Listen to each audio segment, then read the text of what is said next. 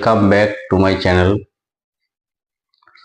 আজ আপনাদের সামনে আলোচনা করব লংওয়াল প্রজেক্ট নিয়ে। লংওয়াল আমরা এর আগে বোর্ড অ্যান্ড পিলার নিয়ে আলোচনা করেছি মাইনিং মেথডগুলোর উপরে। লংওয়াল একটা লম্বা ওয়াল। আন্ডারগ্রাউন্ড মাইন্সে আমরা এটাকে পিলার বলি।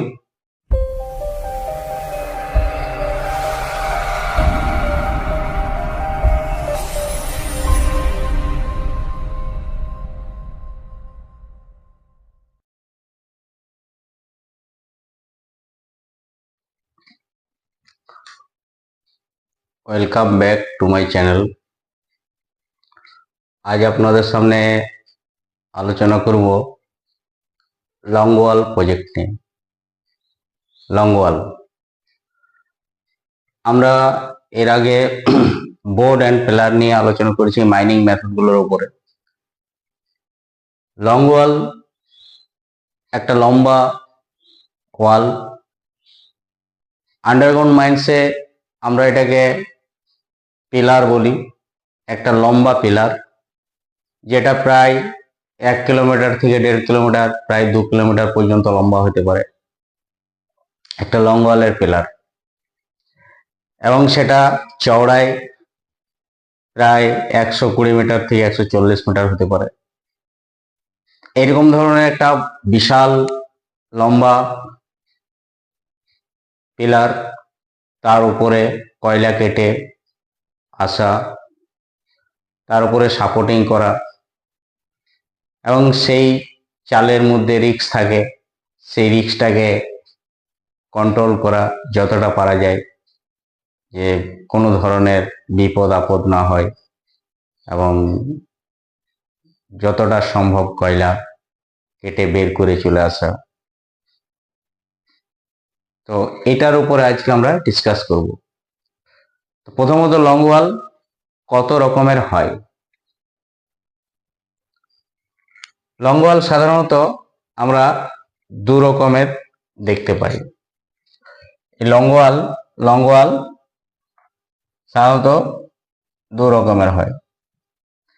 একটাকে বলে অ্যাডভান্সিং মেথড, একটাকে বলে রিট্রিটিং মেথড। অ্যাডভান্সিং মেথড কি না, এই যে দেখছেন, এটা আমি মোটামুটি একটি লংওয়ালের ফ্রেম তৈরি করে রেখেছি, যে কিভাবে ডায়াগ্রাম। এটা প্রথমে গেট থাকে লংওয়ালের, একটা মেন গেট থাকে, মেন গেট, আর একটা থাকে টেল গেট।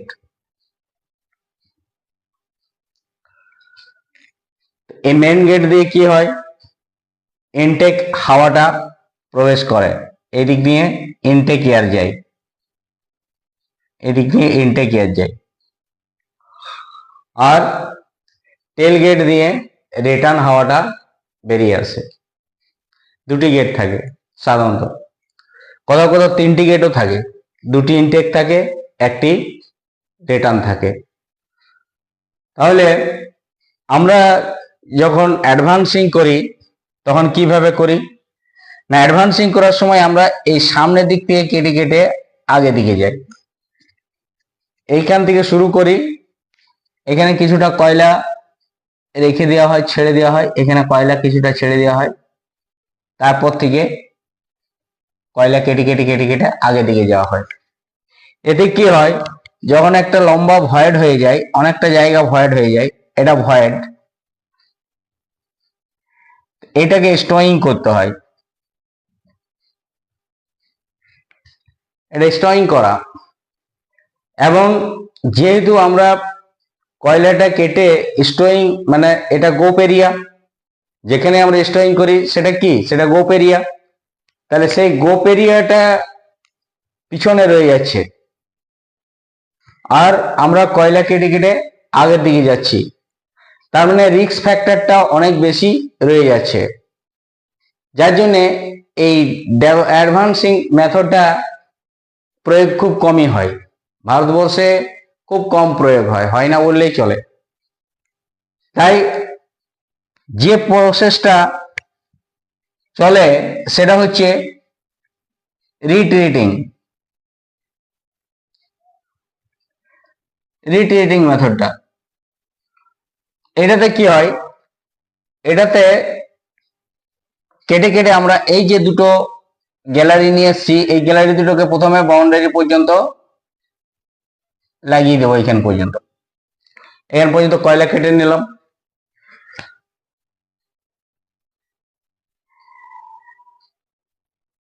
কয়লা আমরা কেটে চলে এলাম। এবারে এই যে আমার বাউন্ডারিটা আছে, এই বাউন্ডারিটাকে আমি এখানে একটা জুড়ে দিলাম। এটা জুড়ে দিলে কি হলো, এই যে আমার ইনটেক এয়ার হাওয়াটা নিয়ে যেতে আমার সুবিধা হলো। এদিকে রিটার্ন হাওয়া আসবে আমার। রিটার্ন হাওয়াটা সাধারণত আমি লাল স্কেচে দেখাই। এটা ইনটেক আসছে, এটা রিটার্ন আসছে, এটা রিটার্ন, এটা রিটার্ন।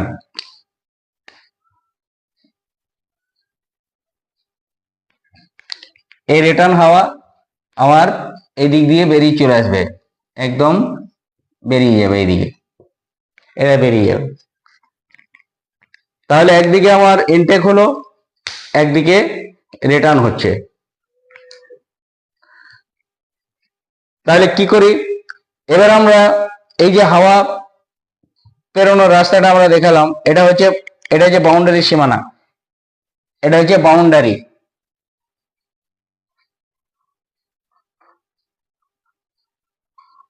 বাউন্ডারি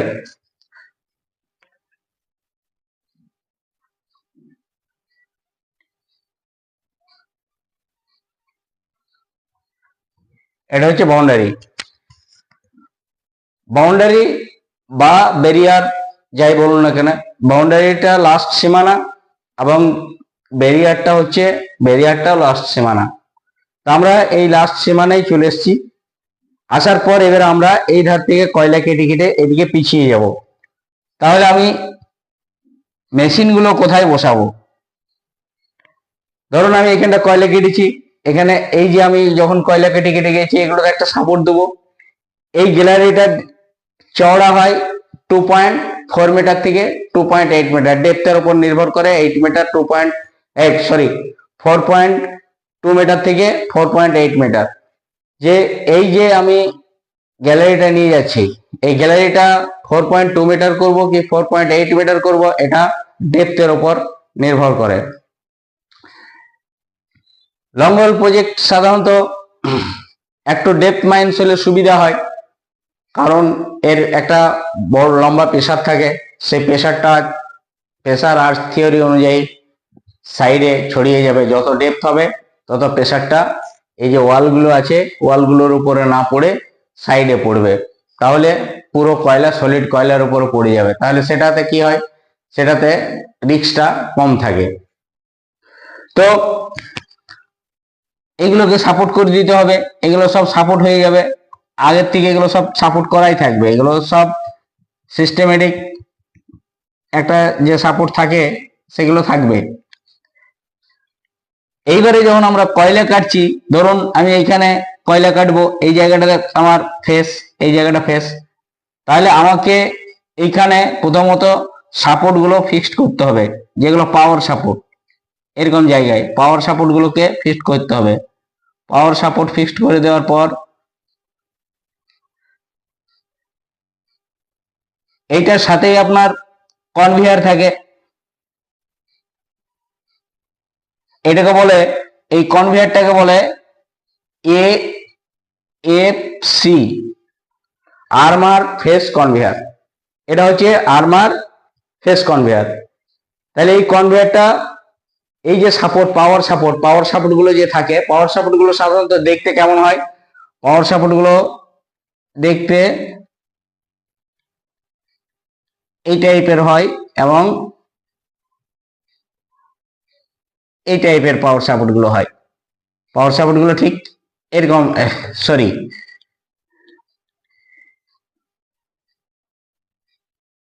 এরকম টাইপের হয়। মানে এটা এটা এটা লেভেলে হয়, আমি এটা ভুল দেখাচ্ছি, এইভাবে লেভেল থাকে, এটা এটা চালের সাথে সেটে থাকবে একদম, এটা একটু ঝুঁকে থাকে এদিকে, এইভাবে থাকে। যাই হোক, এইভাবে পাওয়ার সাপোর্টটা থাকবে, এভাবে সেটে থাকবে এর সাথে পাওয়ার সাপোর্টটা। আর এখানে একটা পিন থাকে ওর, সে পিনটা এই যে কনভেয়ার থাকে, কনভেয়ারের সাথে এখানে জোড়া থাকে, এগুলো এখানে জোড়া থাকবে, এবং এই পিনটা কি করে হোল করে করে আগে দিকে ঢুকে যায়। মনে করুন এখানে যখন আমি এই পাওয়ার সাপোর্টটাকে আমি এইখানটা কয়লা কাটা হয়ে গেল, এখানে একটা ডিআরডি বলে একটা ড্রাম থাকে, একটা মেশিন থাকে, সিআরআর মেশিন, সিআরআর, এই সিআরআর মেশিন থাকে একটা, সিআরআর মেশিন, সিআরআর মেশিন কয়লা কেটে কেটে কয়লা কেটে কেটে আগে দিকে যাবে, আর কয়লা এই কনভেয়ারে পড়বে, এই কনভেয়ার থেকে এই যে কনভেয়ার, এই কনভেয়ার থেকে আরেকটা কনভেয়ার এখানে থাকে, এখানে একটা কনভেয়ার থাকে, এদিকে একটা কনভেয়ার থাকে, এই কনভেয়ারটাকে বলা হয় স্টেজ কনভেয়ার, স্টেজ কনভেয়ার। এরপরে আরেকটা কনভেয়ার সঙ্গে যুক্ত হয়ে যায়, এই যে এই কনভেয়ারটা, এই কনভেয়ারের সাথে যুক্ত হয়ে এটা উপরে চলে যাচ্ছে, এটা হচ্ছে বেল্ট কনভেয়ার, এটা হচ্ছে বেল্ট কনভেয়ার, এটা হচ্ছে বেল্ট কনভেয়ার।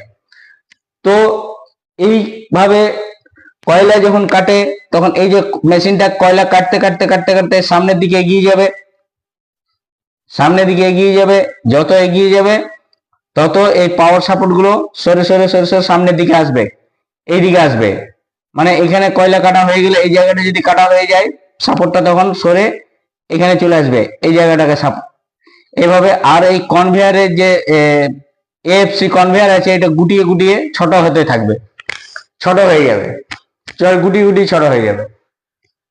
তো এটা একটা সিস্টেম করা আছে যে একদিকে কনভেয়ারটা গুটিয়ে যাবে, এটা হচ্ছে ফেস কনভেয়ার, ফেসে যে কনভেয়ারটা থাকছে।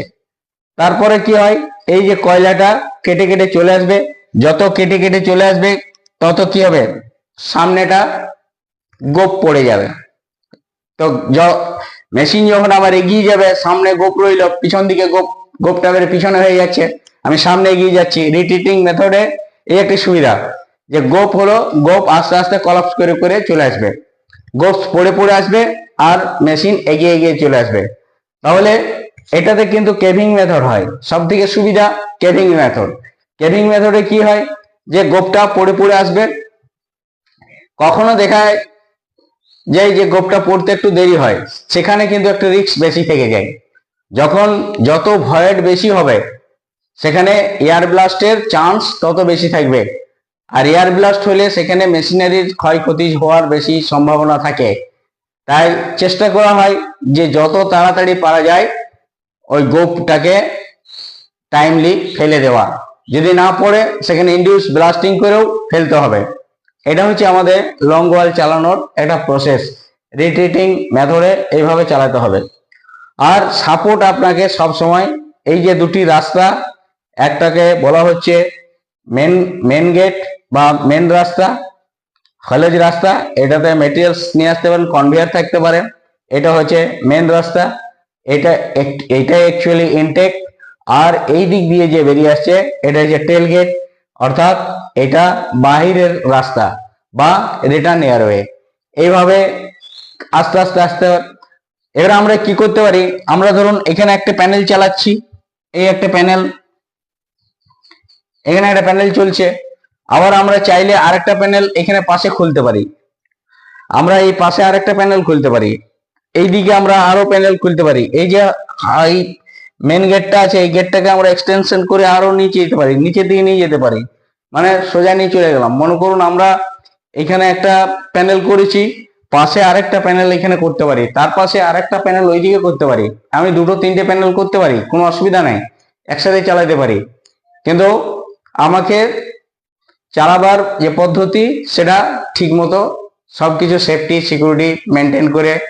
সব থেকে বেশি প্রবলেম হয় ভেন্টিলেশনের, কারণ এখানে অনেক চওড়া, তো লম্বা অনেক দূর, ভেন্টিলেশন এ হাওয়া নিয়ে যেতে মানে একটু অসুবিধা হয়, ভেন্টিলেশনের প্রবলেমটা হয়। যত লম্বা হবে তত ভেন্টিলেশন প্রবলেমটা দেখা দেয়। তাই ভেন্টিলেশন প্রবলেম ছাড়া এখানে আর অন্য কোনো প্রবলেম খুব একটু দেখা যায় না। এবং কয়লা উত্তোলন করার এটা একটা খুব সহজ পদ্ধতি এবং খুব বেশি বেশি করে কয়লা উত্তোলন করা যায় এই পদ্ধতিতে। তাই লং-ওয়াল প্রজেক্টটাই এখন মানে অ্যাডপ্ট করা হয়েছে যে যত লং-ওয়াল প্রজেক্ট করা যায় তত সুবিধা। কিন্তু এটাতে আরেকটা অসুবিধা আছে। অসুবিধা কি? এটাতে যেমন কয়লা উত্তোলন করা আমাদের সহজ, মানে ম্যান পাওয়ার কম লাগে, কারণ মেশিনারি কাজ সব থেকে বেশি, ম্যান পাওয়ার কম লাগে। কিন্তু এটাতে ইনভেস্টমেন্ট অনেক বেশি করতে হয়।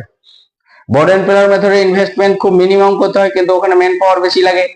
এখানে কিন্তু ম্যান পাওয়ার খুব বেশি লাগে না, ম্যান পাওয়ার কম লাগে, কিন্তু এখানে ইনভেস্টমেন্ট অনেক বেশি করতে হয়। এখানে খরচা অনেক বেশি, প্রায় 150 কোটি বা আজকের দিনে প্রায় 200 কোটি 250 কোটির মতো খরচা আজকের দিনে হয়ে যাবে এরকম ধরনের একটা প্রজেক্ট তৈরি করতে গেলে।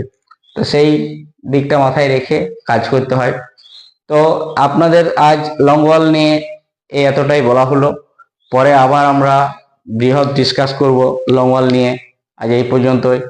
যদি আপনাদের ভালো লাগে, চ্যানেলটা ভালো লাগে, তাহলে সাবস্ক্রাইব করবেন, লাইক শেয়ার করবেন,